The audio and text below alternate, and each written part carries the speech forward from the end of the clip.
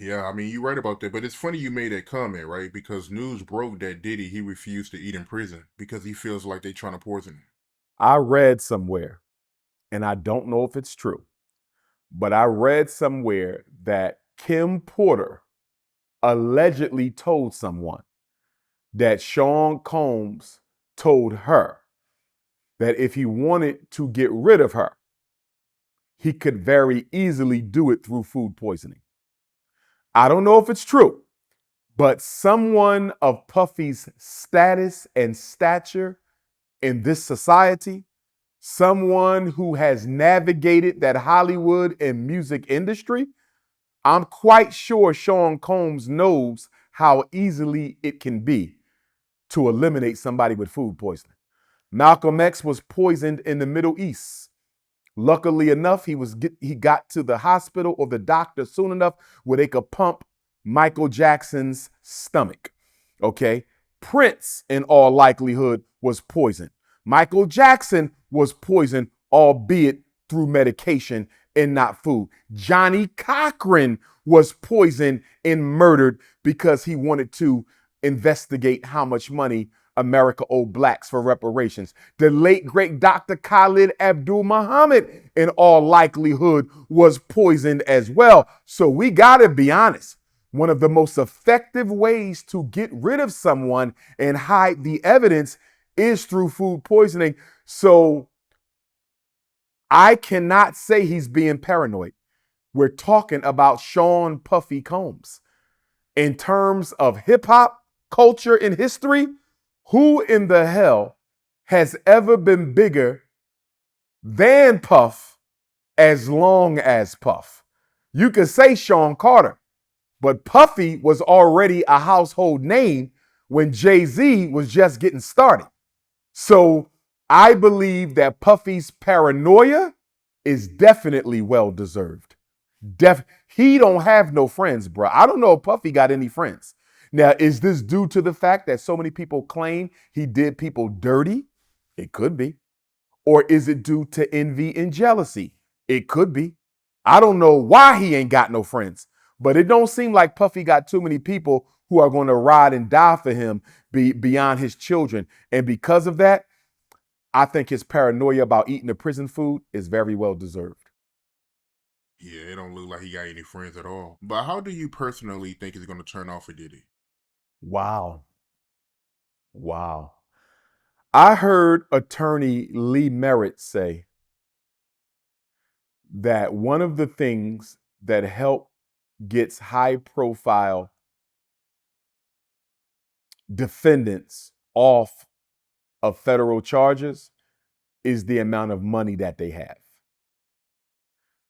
And I'm paraphrasing attorney Lee Merritt out of Texas, but he basically said the one thing Puff got going for him, if he has it going for him, is he got a lot of money.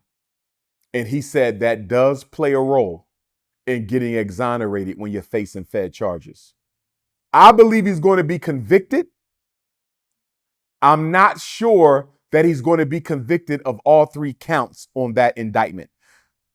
If I had to choose, they get him on the interstate prostitution. If I had to choose, they get him on the interstate prostitution and not being an attorney, Art. I think that is the lesser of the three. I think the RICO is the most egregious. The sex trafficking is the second most egregious from a legal standpoint. From a human standpoint, the sex trafficking is the most egregious. But from the legal standpoint, the federal government looks at RICO, in my experience, they look at RICO far more seriously than almost anything else you can do except murder. And so I think RICO is the worst federally, and that's why it's the first count. Sex trafficking is the second worst thing you can do federally, and that's why it's the second count. And prostitution would be the least of the three, and that's why it's the third count. I think Puffy gets convicted of the third count on the indictment.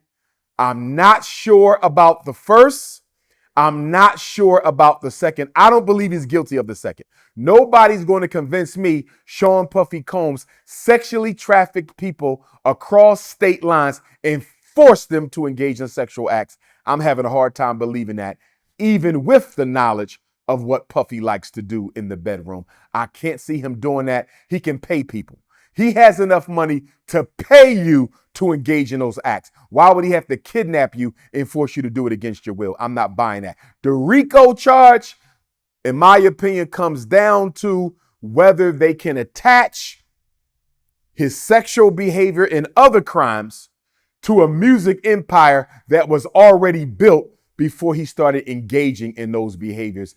I would need clarity on that before I could offer an informed decision on whether or not I think he falls to the RICO. But I will tell you this, because this is an Illuminati takedown, Diego wants him to go down for RICO. And the reason Diego wants him to go down for RICO, Art, if Puffy goes down for RICO, they can take everything he got. When you get convicted of a RICO charge, all your property, all your assets, your bank accounts, your money, your clothes, everything becomes the property of the federal government. So the feds want RICO. I just don't think they have enough evidence for it. If they had a lot of evidence, Art, we would be seeing some of it by now. It would be leaked already. I don't think they have the evidence. But listen, as an FBI agent once told me, she said, Dr. Umar, you are being watched by the feds. They're watching you closely. You are considered a threat.